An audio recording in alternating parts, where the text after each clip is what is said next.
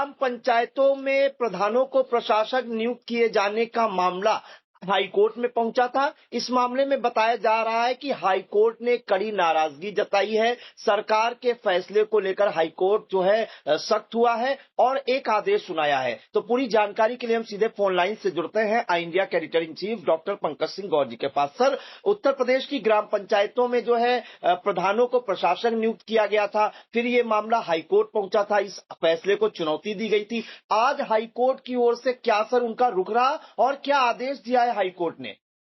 प्रियांशु, ये 25 जून का आदेश है। हाई कोर्ट ने कड़ा आदेश दिया है जिसमें सरकार के रवैये पर सख्त नाराजगी जताई गई है। दरअसल पिछले दिनों जब प्रधानों का कार्यकाल खत्म हो रहा था तो उसी दौरान राज्य सरकार यानी योगी सरकार ने जो है प्रधानों को ही प्रशासक नियुक्त करने का एक आदेश जारी कर दिया था। इसी आदेश को चुनौती दी गई थी। ये राष्ट्रीय अधिकार संघ के राष्ट्रीय संरक्षक हैं अरविंद राठौर। इन्होंने एक रिट याचिका इलाहाबाद हाई कोर्ट में दाखिल की थी और 25 जून को इस पर सुनवाई करते हुए न्यायमूर्ति सिद्धार्थ नंदन ने कड़ा आदेश जारी किया है। और ये कहीं न कहीं कड़ा आदेश जो प्रशासक बनाए गए हैं प्रधान, उनके लिए अच्छा नहीं कहा जाएगा, यानी उनकी ये नियुक्ति पचड़े में पड़ सकती है। तो ये पूरा आदेश क्या है ये भी हम आपको बता देते हैं। पहले हम आपको बताते हैं राष्ट्रीय अधिकार संघ क्या है।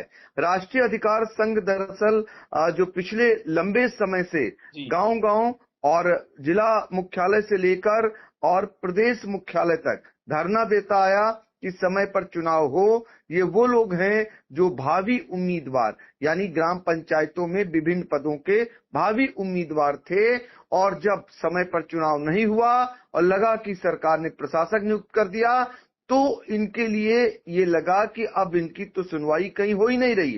तो इन्होंने पहले आवाज को बुलंद किया, सरकार तक अपनी आवाज पहुंचाई। इसके बाद राष्ट्रीय अधिकार संघ के संरक्षक हैं अरविंद राठौर, इन्होंने रिट याचिका दाखिल की थी इलाहाबाद हाई कोर्ट में। 25 जून को इस पर सुनवाई हुई और जो कड़ा आदेश आया है, जो न्यायालय ने सरकार के रवैये पर सख्त नाराजगी जताई है और क्या आदेश दिए हैं वो हम आपको बताने वाले हैं। दरअसल जो आदेश कोर्ट ने कहा कि सरकार द्वारा 25 मई 2026 और 26 मई 2026 को जारी किए गए आदेश पूरी तरह गैर कानूनी और शून्य हैं, क्योंकि वे एक असंवैधानिक प्रावधान के तहत जारी किए गए थे। और साथ ही ये भी कहा गया कि चूंकि अवैध जो आदेश वो अवैध है, इसलिए मौजूदा प्रधानों को प्रशासक के रूप में काम जारी रखने की अनुमति नहीं दी जा सकती। यानी प्रशासकों को काम जारी रखने की अनुमति नहीं दी जा सकती, उन पर रोक लगा दिया गया है। सीधे तौर पर इस आदेश के मायने यही निकाले जा सकते हैं कि रोक लगा दिया है जो प्रधानों को प्रशासक बनाया गया था उस आदेश पर। और साथ ही ओबीसी आयोग को भी पक्ष बनाने के लिए, यानी याचिकाकर्ता को इस मामले में ओबीसी आयोग को भी एक पार्टी पक्ष बनाने की अनुमति दी गई है। सरकार को अंतिम अवसर और अवमानना की चेतावनी भी जारी की गई है इलाहाबाद हाई कोर्ट की ओर से। राज्य सरकार को एक आखिरी मौका देते हुए कोर्ट ने विस्तृत हलफनामा दाखिल करने को कहा है, जिसमें ओबीसी आयोग की रिपोर्ट यदि कोई हो और चुनाव कराने की निश्चित समय सीमा का स्पष्ट उल्लेख होना चाहिए। यही मांग शुरुआत से उठती आ रही है। जो 25 मई को प्रधानों का कार्यकाल यानी 26 मई को प्रधानों का कार्यकाल खत्म हुआ और साथ ही उससे पहले ही 25 मई को आदेश प्रशासकों का आ गया था। उससे पहले तमाम ऐसे भावी उम्मीदवार, चूंकि उत्तर प्रदेश की अगर बात करें तो वो 58,000 के करीब ग्राम पंचायतें हैं जो लगातार समय पर चुनाव कराने को लेकर बहुत सारे संगठन और बहुत सारे भावी उम्मीदवार मांग करते आ रहे थे। समय पर चुनाव नहीं हुआ, इस बीच प्रशासक नियुक्त हो गए। उसी में सीधे तौर पर यह कहा गया है कि अब चुनाव कराने की निश्चित समय सीमा का उल्लेख होना चाहिए। ओबीसी आयोग की रिपोर्ट यदि हो और चुनाव कराने की, तो इस तरीके से सीधे सीधे कोर्ट ने ये कड़ा आदेश जारी किया। और साथ ही एक और आदेश में जो बात कही गई है वो बहुत महत्वपूर्ण है, वो भी आपको बताते हैं। कहा गया है कि अधिकारी को व्यक्तिगत रूप से पेश होने का आदेश जारी किया गया है। यदि सरकार अगली तारीख तक स्पष्ट समय सीमा नहीं बताती है तो प्रतिवादी संख्या 2 संबंधित उच्च अधिकारी को अगली सुनवाई पर, जिन्हें प्रतिवादी बनाया है, उनको जो है अगली सुनवाई पर व्यक्तिगत रूप से कोर्ट में हाजिर होना होगा। उन्हें अपने व्यक्तिगत हलफनामे में यह भी समझाना होगा कि जब हाई कोर्ट पहले ही इस कानून को असंवैधानिक घोषित कर चुका था तो उन्होंने किस परिस्थिति में यह आदेश जारी किया। ऐसा न करने पर इसे कोर्ट के आदेश की अवमानना माना जाएगा। अब तो सीधे तौर पर कह दिया गया है कि अब अवमानना माना जाएगा, यानी कहीं न कहीं हाई कोर्ट का डंडा अब सीधे तौर पर जो चलता हुआ दिखाई दे रहा है वो ये साबित कर रहा है। उसके ये निष्कर्ष निकाले जा सकते हैं। एक तो पंचायत चुनाव को समय पर न सही लेकिन अब कराने की तिथि बतानी ही होगी, और साथ ही अगर नहीं बताते तो अवमानना झेलनी पड़ेगी, ये भी कहा गया है। और आपको बता दें कि हाई कोर्ट ने इस मामले की अगली सुनवाई की तिथि 13 जुलाई 2026 को मुकर्रर कर दी है।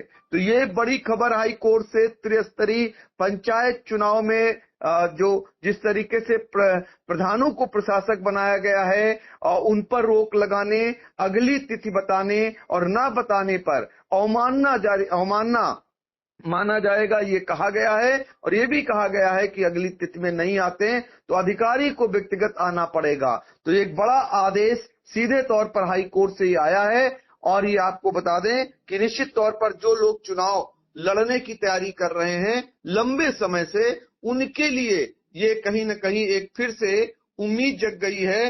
वो अब इसके बाद ये कहा जा सकता है कि अब वो फिर से चुनाव लड़ने की तैयारी कर सकते हैं। और प्रधानों को प्रशासक बनाए जाने की रोक संबंधी इस आदेश के बाद हम आपको अगली कड़ी में बहुत ही महत्वपूर्ण जानकारियां देने वाले हैं। ये रिपोर्ट पहले आप देखिए, जो अभी तक सिर्फ और सिर्फ आई इंडिया पर एक्सक्लूसिव ये रिपोर्ट आप देख सकते हैं। जी बिल्कुल। तो हाई कोर्ट ने तल्ख टिप्पणी भी की है और कड़ा आदेश भी दिया है।